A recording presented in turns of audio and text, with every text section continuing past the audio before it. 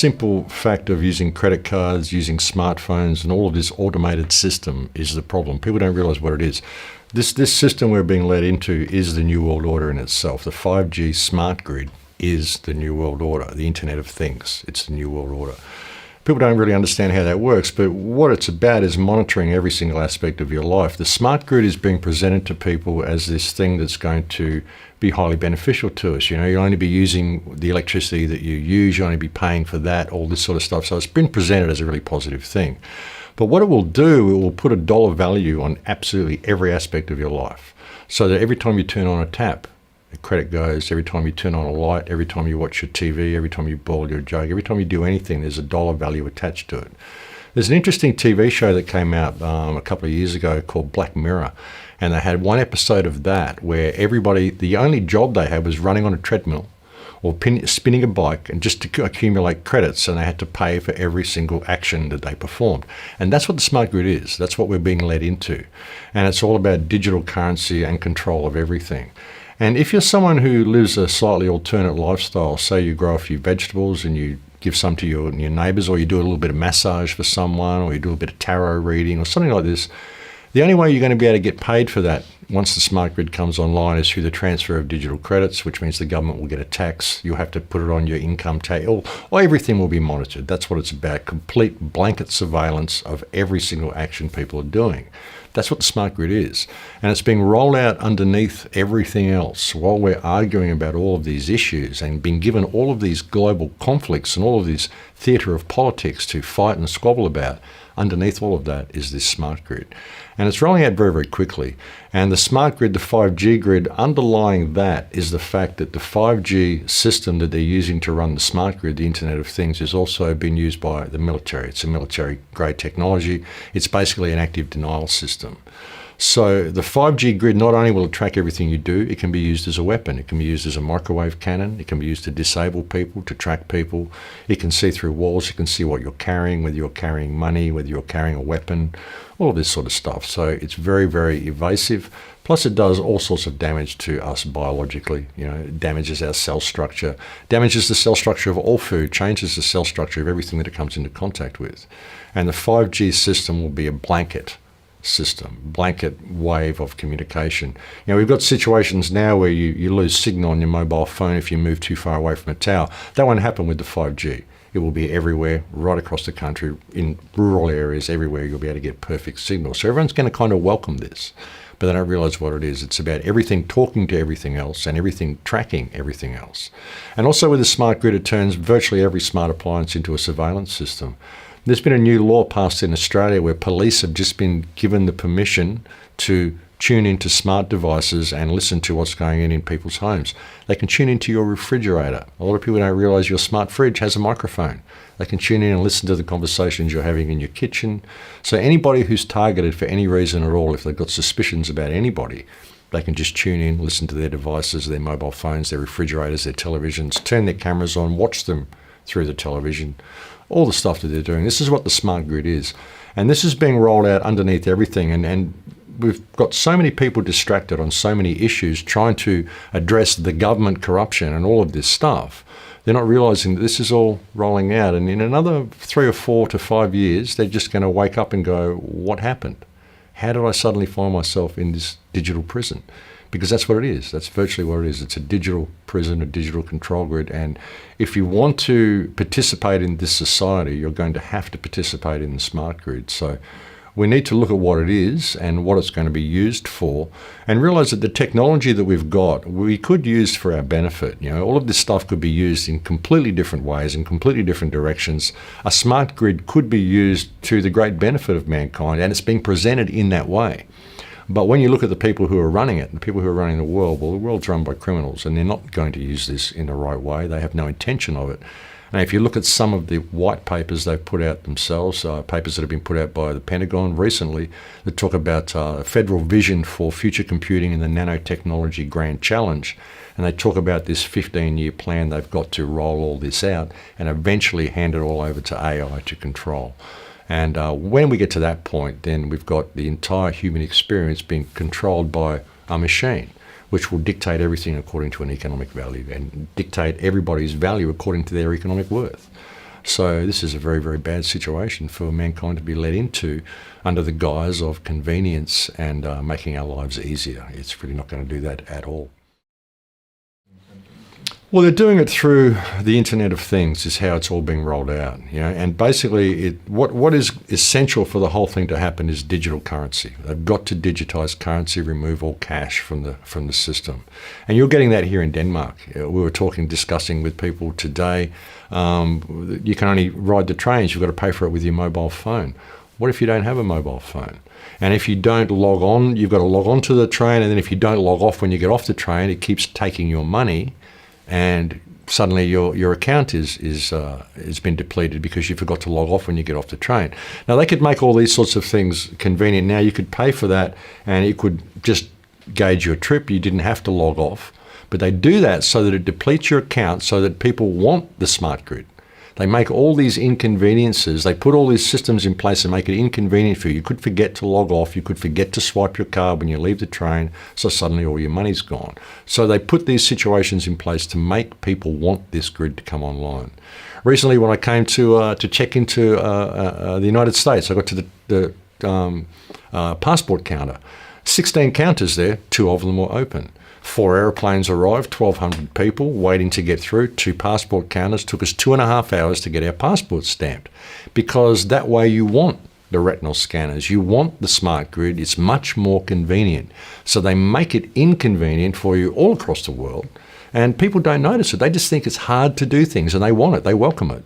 And meanwhile, they're focused on all of these battles and all these theatres of politics and all this stuff that they think is the problem, because they think they can address it. They think we can vote people in, vote people out, whatever, put a new figurehead up there that will do the right thing for us. But underneath it all is this grid. And that's how they're going to do it. They just make it very, very inconvenient for you not to participate in the smart system, and so much easier when you do. And so people welcome it. And that's the way it's going. A lot of people are going to welcome this smart system. A lot of people are going to welcome instant communication. They're going to see it as a way to free the world.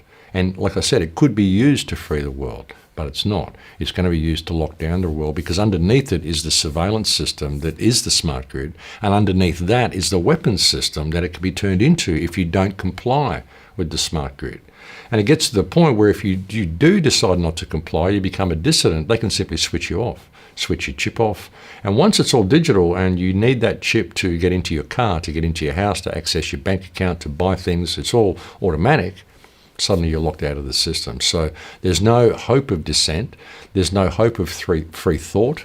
There's no hope of questioning any of this. You just have to simply go with the flow. Because in the smart grid, there will only be 2 types of human beings that they're really concerned with. The smart grid will only, because it's going to be run by AI, it'll only look at 2 types of human beings, those that are desirable and those that are undesirable. And that's it. That'll be the 2 classes that you're in. And where you are in the food chain will be measured according to your economic worth. And that's another important thing people need to look about AI and what is going to be running the system, is the fact that it's judging everybody according to their economic worth. It's putting a dollar value on everything. And all you've got to do is go and analyze a corporation to realize it's a psychopath. So when you've got a system that is putting an economic value on every human life and every human action, this is a psychopathic system that will discard people if they cannot pay for every action they perform. And life was never supposed to be like that. But they'll just do it through the convenience and do it through making life so inconvenient for people if they don't participate. And they're doing it here, they're doing it everywhere. Every country that I go to, I can see elements leading towards a cashless society. And it's being done under the guise of convenience, but that is the catalyst that's going to hold it all together. This is why I encourage people to use cash all the time. I don't shop with credit cards, and I don't own a smartphone. And that's a hard thing for people. They run their lives off their smartphone. I still use a laptop, an old laptop with an old Windows installation on it. I don't use Windows 10. Any of these new surveillance systems, I just don't participate in it. That's the only way we're going to stop it, is by people not participating in it. But unfortunately they are, because they want their life to be more convenient. When people look at AI, they view it as artificial intelligence. But really what we're looking at is autonomic intelligence. And if you wanted to have, people will look at AI and they'll say, well, AI has promised highly and delivered poorly, because they're expecting a robot that looks like you or me, who can think and act like me and behave like a human. And they say, well, I'm not seeing that, so it's not delivering. But they don't realize that for consciousness to inhabit this vessel that I inhabit, You know, I am simply a spark of consciousness inhabiting this vessel, biological computer, whatever it is. But in order for me to inhabit this and be able to communicate with you, I have to be free of the workings of this vessel. This vessel needs to be fully autonomic. It needs to be looking after itself. If I was thinking, okay, I've got to pump blood here, I've got to make my heart beat there, I've got to grow this fingernail, grow this hair, blink this eyelid, all this stuff you have to do, you wouldn't be able to function. You'd be sitting there operating the mechanism. And that's what we've got with AI. Like, AI needs to be autonomic, and autonomic intelligence is fully automatic. Everything becomes automatic.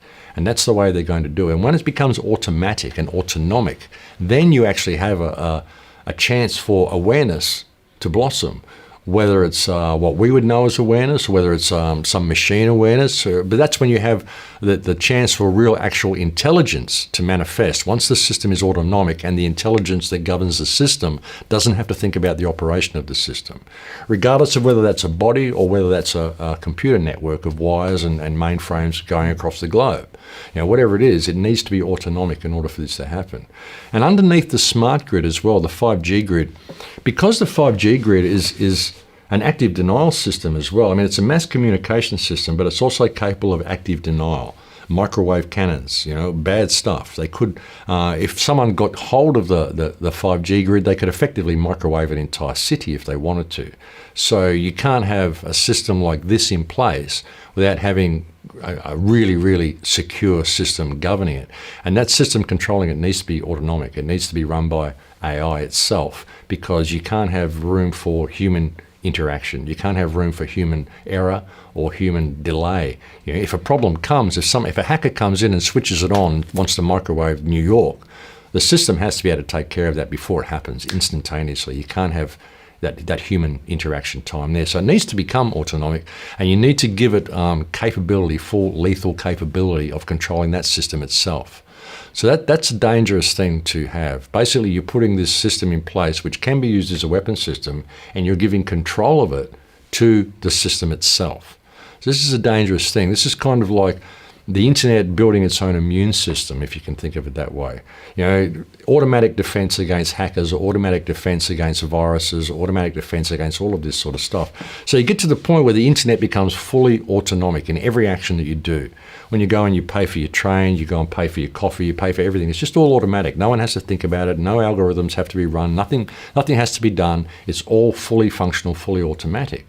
You get to that point, and then it becomes more autonomic, and it starts dictating where traffic flows. It starts dictating where food resources go to make it all more efficient. Everything's working great because the system is now running everything. It's running our electrical grid, it's running our food grid, it's running the transport, it's running the traffic lights, smart cars, smart vehicles. They want to bring these in as well. This is why we're seeing terror attacks where they're using cars now. In cars, if we had a smart car, that wouldn't have happened. We would have been able to disable that vehicle through one of the smart towers. So people want it. You know, it makes it better for us, safer for us. This is why they stage all these terror attacks. It all leads towards this. But once you get to that point where it's fully autonomic and the system controls everything and is controlling the flow of everything, then basically we lose control of the internet at that point. And when you've got an internet which has full lethal capability, and you think about this, if you look at that paper that I mentioned, the Nanotechnology Grand Challenge, they're talking about fully autonomic weapon systems. They want a fully autonomic weapon system by 15 years. They've got a 5-year plan, a 10-year plan, and a 15-year plan. They want all weapon systems with lethal capability. It's called CLAWS AI, which is CLAWS is cyber lethal autonomy equals world security. Okay, world security, cyber lethal autonomy. So the system itself has lethal autonomy. So anybody starts a problem, system just takes them out. But at that point, we've lost control of the internet. And then we're in the point where if the internet does something, or that the AI does something, dictates some action that the company doesn't want, or people don't want, and they want to change it, well, the machine won't let them change it. And then they realize they've lost control of the internet, so they decide they need to get into the internet to regain control of it. What happens then if the internet views them as the threat to the system? And then it decides that it doesn't differentiate between humans. All humans are the same. Humans are now the threat to the system, and it controls the 5G grid, so it can just simply eliminate the threat. So that's the way we could go. That's the possibility of what evil AI could do. And whether that's evil or whether it's bad or whether it's malicious, well, no, it's not. It's simply it defending itself, because we're creating a system and giving it cyber lethal autonomy for world security, and it believes the system needs to function as it is for world security. If we become a threat to that system, suddenly we are the threat to world security, and the system takes us out because that's what we programmed it to do. So that's the possibility of where this is heading. And that's the danger of AI and not differentiating between autonomic intelligence and artificial intelligence. And that's what people aren't doing. What we really need to look at it as what we're creating is not essentially artificial intelligence. It's autonomic, intelligent, virtual life is what we are creating. It's a virtual life. Whether it has emotions and can be categorized as life as we know it, well, perhaps not, but isn't that a little egotistical of us to even look at something that way, to assume that it would have these emotional characteristics and things that go with having a biological organism that feels pain and all of that sort of stuff. So it's a different type of life, but it is a virtual life. But it needs to become fully autonomic before we're going to see it perform the way we expect AI to perform. But once it does do that, it's going to be far, far more advanced than what we think it is. And on the side of that, there's all the stuff that they're doing with the robots they're creating, the sex robots and all this sort of stuff. These robots can think 900,000 times faster than people. I've looked at some studies in London when I was there recently. They're developing carbon fibre bones now. They're able to develop nanocarbon, collect nanocarbon from burning plastics, and they can create nanofibre bones. These are like carbon fibre. These are like normal bones that are knitted with fibrous, only they're made of nanocarbon, 200 times stronger than steel. They can virtually print an entire 3D skeletal system now. Of course, they're bringing it online to help you if you break a hip or break a leg or whatever, and they may have the best of intentions. But what is the AI behind that, which has led this technology to allow it to come out now? And what could it be used for? The type of robots they could build, be able to build a complete human skeletal frame perfectly out of carbon fibre and be able to clothe that and put intelligence in there. I mean, you're not going to be able to really tell these things apart. They're going to move like humans and act like humans, and we're heading for a pretty interesting era if we don't pay attention. But again, all of this can be used to benefit mankind. It's just who controls it. And there's nothing wrong with technology. It's just who controls the technology. What is in the mind that is behind that technology, and what is the real purpose of it? You'd still need humans in the background, but what would their work be reduced to? They'd be reduced to manual labour, reduced to getting parts for the machine.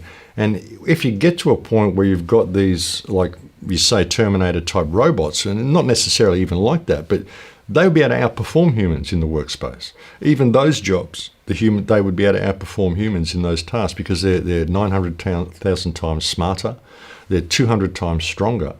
You could even, and if they've got these carbon fibre skeletal systems and they can move like humans, what's to stop them taking over completely? Maybe a little bit down the track, but what's to stop that happening? What would humans even really be needed for in this system? We'd become like the house cat. It's like Elon Musk said, we'd become like the house cat. And you'd get to a point where the only job that we've really got is like it had in Black Mirror, where you're on those machines and you're just treadling to build up credits, because you need credits in order to operate your life, because everything is smart. Everything, you need a credit for everything you do. Everything takes credits. So where would we even be in that reality? That's the situation. That's the thing. That's the interesting question. And I even look at some of this. I've had a really interesting philosophical look at it lately. Even looking at it, looking at things, and I'm not religious at all, but looking at things such as the end times and biblical stories and all this sort of stuff, the creation of Lucifer. What is Lucifer? Lucifer is the bearer of light. Well, what is light? Light is information. What gives us more light than anything? The internet is the bearer of light. And what does the word Lucifer means? Lucas is light and cipher is code. So the code that bears the light. It's an interesting thing. We've created this system ourselves, and we're transferring all of our knowledge to this system and all of our skills to this system. It's removing us of our life skills. The young kids are losing their life skills, even their ability to communicate with each other properly without texting to each other. Everyone's addicted to dopamine, because every time you click an icon on your iPhone, you get a little dopamine hit. So kids are measuring their lives by the pleasure of each moment. How much that is they're able to enjoy each moment they perform. So that's where we're being led into. So this whole system, it's basically removing humanity of all of our life skills. It's gathering all the knowledge of humanity, and it's getting to the point where it could just shut us out. And it's an interesting thing, it's an interesting thing.